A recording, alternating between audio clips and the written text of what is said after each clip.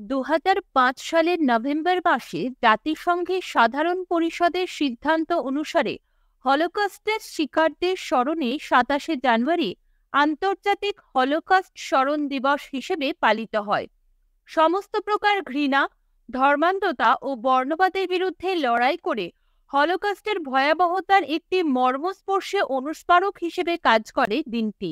এছাড়াও ভৌগোলিক জ্ঞান বৃদ্ধি ও তা ছড়িয়ে দেবার লক্ষ্যে এই দিনটি প্রতি বছর ন্যাশনাল জিওগ্রাফিক ডে হিসেবেও পালিত হয়।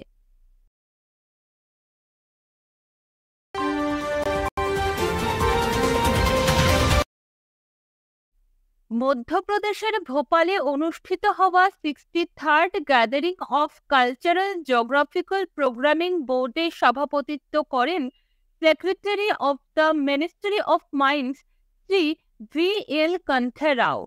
জিএসআই প্রায় 1055টি বৈজ্ঞানিক কর্মসূচির রূপরেখা দিয়েছে।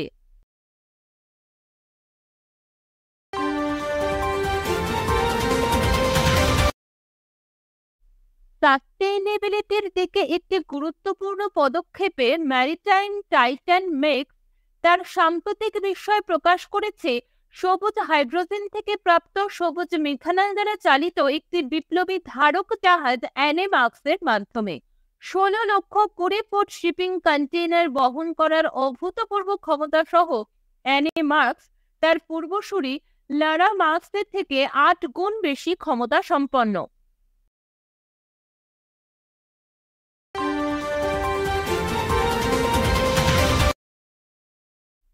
দেশের বৃহত্তম বেসরকারি ব্যাংক এইচডিএফসিকে এলআইসির 9.99% অংশীদারিত্বের অধিগ্রহণ করার ক্ষেত্রে আরবিআই অনুমোদন দিয়েছে। তবে শর্ত হলো এলআইসিকে অবশ্যই নিশ্চিত করতে হবে যে এইচডিএফসি ব্যাংকে তার মোট হোল্ডিং কোনো নির্দিষ্ট সময়ে পরিশোধিত শেয়ার মূলধন বা ভোটের অধিকারের 9.99%কে কোনোভাবেই অতিক্রম করবে না।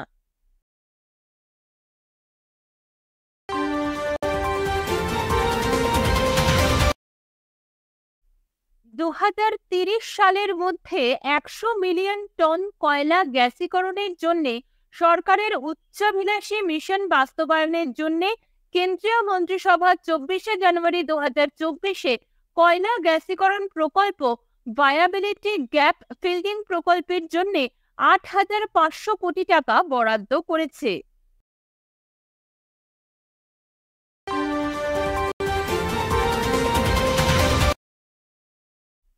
The visionary behind Ola, mister Bhabesh Agarwal তার লেটেস্ট ভেঞ্চার ক্রুটিনের জন্য 50 মিলিয়ন সংগ্রহ করেছেন। আগরওয়াল ওলা এবং ওলা ইলেকট্রিকের মধ্যে দিয়ে তার উদ্ভাবনী অবদানের জন্য বিখ্যাত এবং এখন তিনি এআই ডোমেনে ক্রুটিমের মাধ্যমে প্রযুক্তিগত দক্ষতা প্রমাণে এগিয়ে চলেছেন।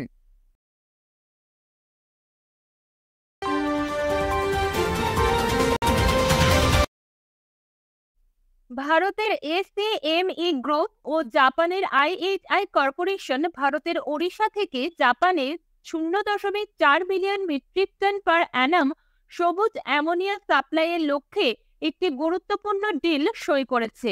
এই সাইনিং সেরিমনিতে কেন্দ্রীয় মন্ত্রী আর.কে. সিং ও হিরাশি সুজুকি সহ উল্লেখযোগ্য ব্যক্তিরা উপস্থিত ছিলেন।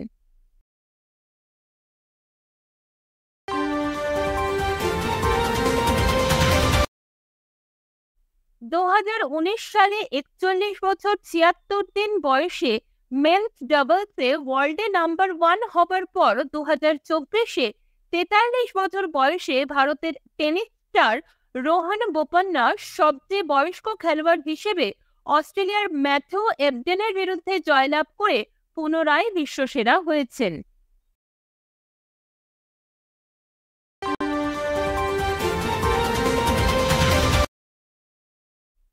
সাস্টেইনেবল ও পরিবেশ বান্ধব ভবিষ্যতের জন্য রিনিউয়েবল এনার্জির গুরুত্ব প্রচারের জন্য 26শে জানুয়ারি আন্তর্জাতিক ক্লিন এনার্জি ডে হিসেবে পালিত হয়।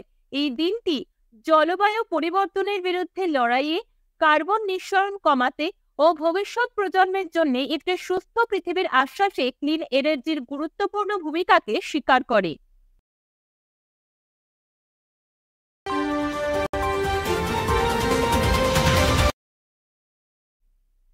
বিশ্বব্যাপী কাস্টমস এজেন্সিগুলির দ্বারা পরিচালিত গুরুত্বপূর্ণ ভূমিকার স্বীকৃতি ও প্রশংসা করার জন্য 26শে জানুয়ারি দিনটি আন্তর্জাতিক শুল্ক দিবস বা ইন্টারন্যাশনাল কাস্টমস ডে হিসেবে পালিত হয়।